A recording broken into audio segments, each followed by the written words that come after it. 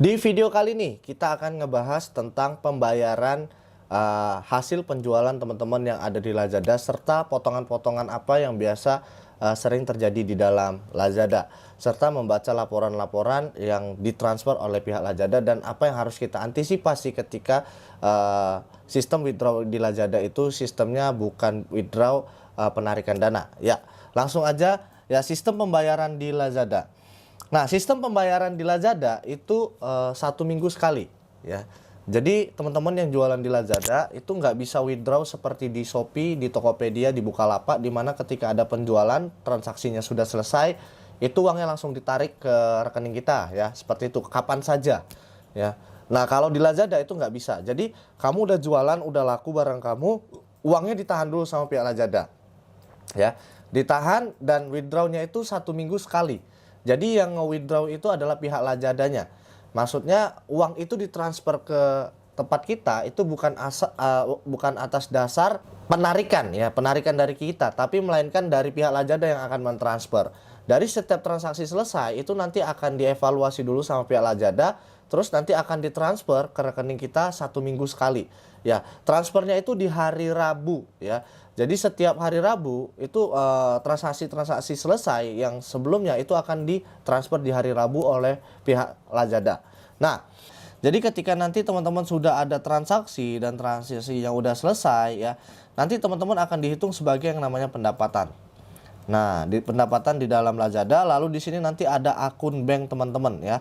Nah, untuk bisa masuk ke dalam sini itu teman-teman biasanya dari Lazada Seller Center. Untuk bisa masuk ke dalam akun laporan keuangan itu teman-teman hanya perlu masuk ke fitur keuangan, ya. Jadi di sudut sebelah kiri bawah Lazada Seller Center itu ada namanya laporan keuangan, terus klik di laporan akun, ya. Nanti teman-teman akan diarahkan ke laporan yang sebelumnya tadi.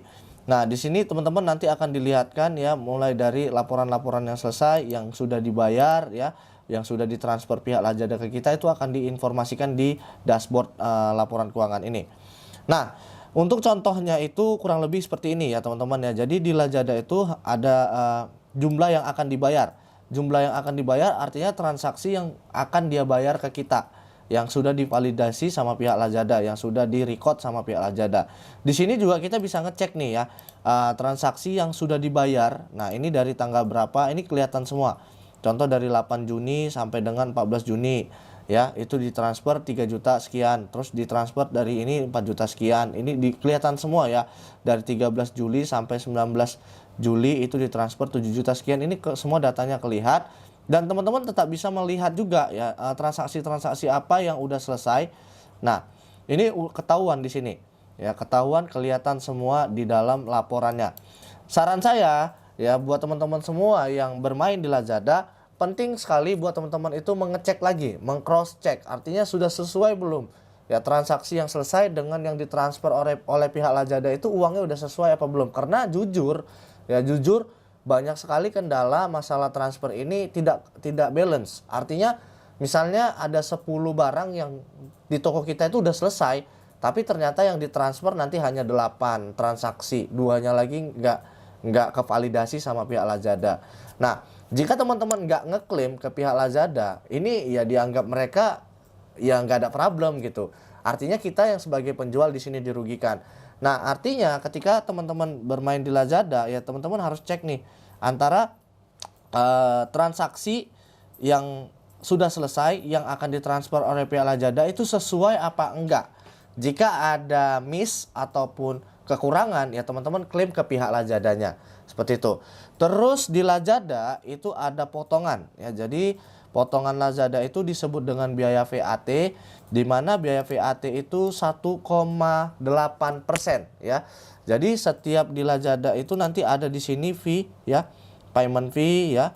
Terus di sini kalau barang hilang itu akan diganti sama pihak Lazada. Artinya kalau misalnya paket kita nih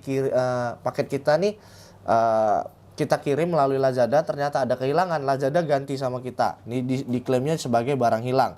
Terus di sini ada biaya payment fee, ya, itu adalah 1,8%, ya. Nah, itu adalah potongan-potongan ataupun sistem pembayaran yang ada di Lazada. Nah, ini seperti ini ya teman-teman ya. Kelihatan nih payment fee-nya berapa, payment fee-nya berapa. Nah, ini kelihatan. Oke. Itulah sistem keuangan ataupun sistem pembayaran yang ada di Lazada. Yang pertama, pembayaran di Lazada itu 1 minggu sekali. Ya, jadi kalau kamu sehari transaksinya itu omsetnya 5 juta, ya berarti uang kamu mendap di Lazada kurang lebih sekitar 35 juta. Seperti itu. Ya, kalau rata-rata omset sehari 5 juta kali seminggu, ya berarti uang kamu mendap kurang lebih sekitar 35 juta. Kalau transaksi kamu sehari 10 juta, berarti uang kamu mendap sekitar 70 juta. Kalau transaksi kamu lebih dari segitu, ya kamu bisa hitung sendiri. Oke. Terus di Lazada itu tadi ya potongan fee-nya itu kurang lebih 1,8% dari jumlah transaksi. Dan setiap transaksi yang selesai ya berdasarkan dari account statement di laporan keuangan, itu teman-teman harus cross check lagi ya, apakah sudah sesuai antara yang dibayar dengan transaksi selesai dari tanggal itu. Ya, jika ada miss ataupun ketidakcocokan antara transaksi selesai kamu dengan yang ditransfer di Lazada, itu kamu coba klaim ke pihak Lazadanya. Karena sering terjadi, ya sekali lagi sering terjadi itu ketidakcocokan antara transaksi selesai dengan yang ditransfer oleh pihak Lazada. Alhasil kalau misalnya ini tidak kita lapor, ya ini menjadi kerugian si penjual. Nah, itu untuk sistem keuangan yang ada di Lazada. Semoga bermanfaat. Sampai ketemu di video selanjutnya.